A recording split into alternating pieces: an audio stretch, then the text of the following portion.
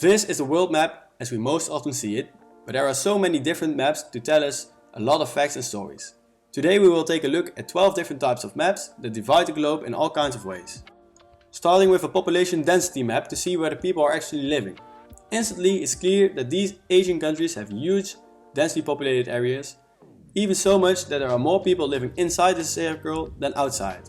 Furthermore, Europe is fairly densely populated as well, as is this area in West Africa. The white areas have almost no inhabitants, mostly caused by natural obstacles such as desert, jungles, mountains and extreme cold conditions. This map shows the average temperature in a full year, showing that the areas closer to the equator are generally warmer. What's cool about this map is that you can see a lot of mountainous regions, as the higher altitude has colder temperatures. This green stroke is the Andes and this blue area is the Himalayas, for example. This map shows the average hair color. Hair color is determined by your genetics and 70% of the world's population has black hair, while only 2% is blonde. What stands out on this map is that the pattern shows that hair color gets lighter as you get closer to the poles. Those blondes mainly live in Northern Europe and North America.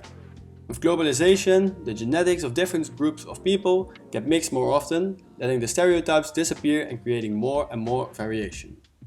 Just like the hair color, the skin color sees a pattern of becoming lighter as you move away from the poles too. And if we take a look back at the average temperature, it's fascinatingly similar. The division of Australia is right here, just as this pattern in Eastern Europe and Russia. This map shows the most common religion in a country. 157 countries are registered as Christians with a combined estimated 2.3 billion followers. It's followed by the Islam, colored green on this map, with a much smaller area and way less countries, but they have just over 2 billion followers as well.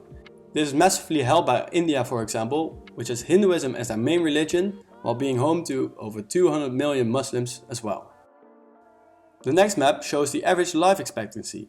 The greener colors mean a longer expected life, with countries such as Japan, Italy, Switzerland and South Korea leading the way, with expectations in the mid-80s.